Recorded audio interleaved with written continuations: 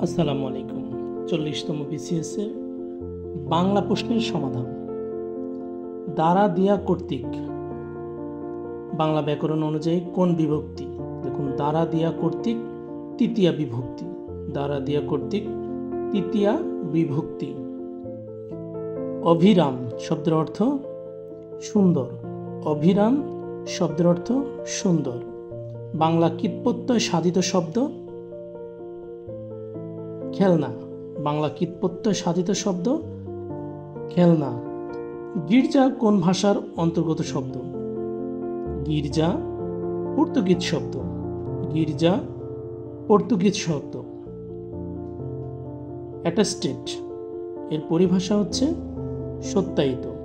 Attested সত্যায়িত। Attested সত্যায়িত।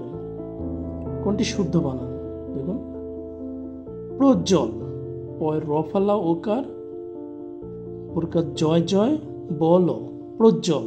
প্রজ্জ্বলটা হলো শুদ্ধ বানান। জ্যোৎস্না কোন শ্রেণীর শব্দ? জ্যোৎস্না অর্ধতৎসম শব্দ। জ্যোৎস্না অর্ধতৎসম শব্দ। জিজিবিষা শব্দটি দিয়ে কি বোঝায়? জিজিবিষা মানে বেঁচে থাকার ইচ্ছা। জিজিবিষা বেঁচে থাকার ইচ্ছা। সর্বাঙ্গীন শব্দের সঠিক প্রকৃতি প্রত্যয়। সর্বাঙ্গীন শব্দের সঠিক প্রকৃতি প্রত্যয় হলো সর্বাগ্য যোগ দীর্ঘই হবে, দীর্ঘই দন্তান্ন ইন। সর্বাগ্য যোগ ইন। সর্বাঙ্গীন।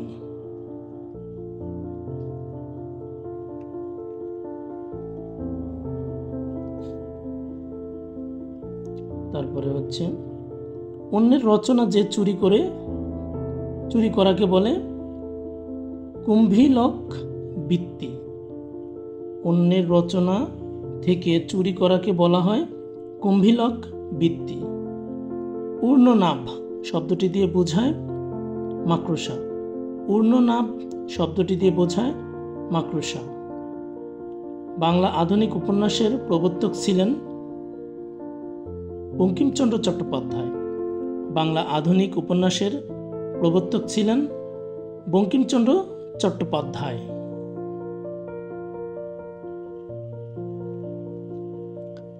মুক্তিযুদ্ধ ভিত্তিক উপন্যাস কোনটি? একটি কালো মেয়ের কথা। মুক্তিযুদ্ধ ভিত্তিক উপন্যাস হলো একটি কালো মেয়ের কথা। কালো বরফ উপন্যাসটির বিষয়বস্তু দেশভাগ। কালো বরফ উপন্যাসটির বিষয়বস্তু হল দেশভাগ। ঢাকা প্রকাশ সাপ্তাহিক পত্রিকাটির সম্পাদক কে? কৃষ্ণচন্দ্র মজুমদার। ঢাকা প্রকাশ সাপ্তাহিক পত্রিকাটির সম্পাদক কৃষ্ণচন্দ্র মজুমদার। জীবনস্মৃতি কার রচনা? জীবনস্মৃতি রবীন্দ্রনাথ ঠাকুরের রচনা। জীবনস্মৃতি রবীন্দ্রনাথ ঠাকুরের রচনা। দীনবন্ধু মিত্রের নীলদর্পণ নাটকটি ইংরেজিতে অনুবাদ করেন কে? মাইকেল মধুসূদন দত্ত। দীনবন্ধু মিত্রের নীলদর্পণ নাটকটি ইংরেজিতে অনুবাদ করা হয়। এই অনুবাদকের নাম হলো মাইকেল মধুসূদন দত্ত। সকালে উঠিয়া আমি মনে মনে বলি, সারাদিন আমি যেন ভালো হয়ে চলি। চরণ দুটির রচয়িতা মদনমোহন তর্কালঙ্কার। সকালে উঠিয়া আমি মনে মনে বলি, সারাদিন আমি যেন ভালো হয়ে চলি। চরণ দুটির রচয়িতা মদনমোহন তর্কালঙ্কার। চর্যাপদ কোন ধর্মমতের কথা আছে? বৌদ্ধ ধর্ম। চর্যাপদ কোন ধর্মমতের কথা আছে? বৌদ্ধ ধর্মের। শরতের শিশির বাগধারাটির অর্থ হচ্ছে সুসময়ের বন্ধু। শরতের শিশির বাগধারাটির অর্থ সুসময়ের বন্ধু। শিবরাত্রির সলতে বাগধারাটির অর্থ হচ্ছে একমাত্র সন্তান। শিবরাত্রির সলতে বাগধারাটির অর্থ হল একমাত্র সন্তান। প্রসিত ভর্তিকা শব্দটির অর্থ হচ্ছে যে নারীর স্বামী বিদেশে অবস্থান করে। প্রসিত ভর্তিকা শব্দটির অর্থ হচ্ছে যে নারীর স্বামী বিদেশে অবস্থান করে। তারপরে দেখুন, উল্লেখিতদের মধ্যে কে প্রাচীন যুগের কবি নন? প্রাচীন যুগের কবি নন হলো, দেখুন এখানে কানহপা লুইপা দুইজনই প্রাচীন যুগের কবি। তাহলে দেখুন কানহপা লুইপা শান্তিপা রমণীপাদ, তাহলে রমণীপাদ কিন্তু প্রাচীন যুগের কবি নয়। উল্লেখিত কোন রচনাটি পুঁথি সাহিত্যের অন্তর্গত নয়? পুঁথি সাহিত্যের অন্তর্গত নয় হচ্ছে ময়মনসিংহ গীতিকা। পুঁথি সাহিত্যের অন্তর্ভুক্ত হলো ইউসুফ জুলেখা, লাইলি মজনু, পদ্মাবতী। আর পুঁথি সাহিত্যের অন্তর্ভুক্ত নয় হচ্ছে ময়মনসিংহ গীতিকা। জীবনী কাব্য রচনার জন্য বিখ্যাত বৃন্দাবন দাস। জীবনী কাব্য রচনার জন্য বিখ্যাত বৃন্দাবন দাস। বৈষ্ণব পদাবলীর সঙ্গে কোন ভাষার সম্পর্কিত? বৈষ্ণব পদাবলীর সঙ্গে সম্পর্কিত ভাষা হচ্ছে ব্রজবুলি। বৈষ্ণব পদাবলীর সঙ্গে সম্পৃক্ত বা সম্পর্কিত হচ্ছে ব্রজবুলি। ব্রজবুলি ভাষার জনক হচ্ছে কে বলুন তো? মিথিলার কবি বিদ্যাপতি। জসীমউদ্দিনের রচনা করেন যাদের দেখেছি। জসীমউদ্দিন রচনা করেন যাদের দেখেছি। জসীমউদ্দিন রচনা করেন যাদের দেখেছি। কিন্তু মানুষ কখনো পাষাণ হয় না, উক্তিটি কোন উপন্যাসে? বঙ্কিমচন্দ্রের রাজসিংহ।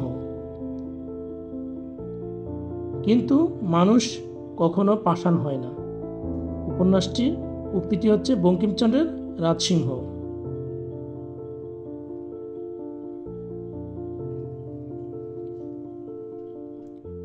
ইয়ং বেঙ্গল গোষ্ঠীর অন্তর্ভুক্ত ছিলেন মাইকেল মধুসূদন দত্ত। ইয়ং বেঙ্গল গোষ্ঠীভুক্ত ছিলেন মাইকেল মধুসূদন দত্ত। বিদ্রোহী কবিতাটি কোন সনে প্রথম প্রকাশিত হয়? বিদ্রোহী কবিতাটি 1921 সালে প্রথম প্রকাশিত হয়। বিদ্রোহী কবিতাটি কোন সনে প্রকাশিত হয়? 1921 সনে। আগুন পাখি উপন্যাসটির রচয়িতা হাসান আজিজুল হক। আগুন পাখি উপন্যাসটির রচয়িতা হাসান আজিজুল হক।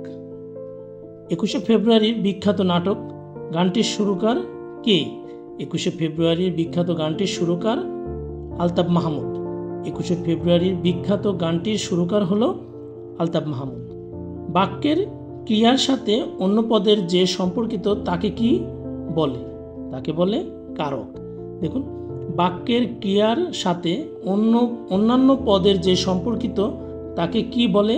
কারক। কোন শব্দযুগল বিপরীতার্থক? দেখুন ঐচ্ছিক অনাবশ্যিক। ঐচ্ছিক অনাবশ্যিক এটা হচ্ছে বিপরীতার্থক শব্দ, ঐচ্ছিক অনাবশ্যিক। ধন্যবাদ যারা এতক্ষণ ভিডিওটি দেখলেন। আশা করি লাইক কমেন্ট শেয়ার করবেন, একটু শেয়ার করে ছড়িয়ে দিবেন, তাহলে আমার ভিডিওটা তৈরি করতে আমি ইন্সপাইরেশন হব। Thank you. পরবর্তী ভিডিওর জন্য অপেক্ষা করুন। আসসালামু আলাইকুম।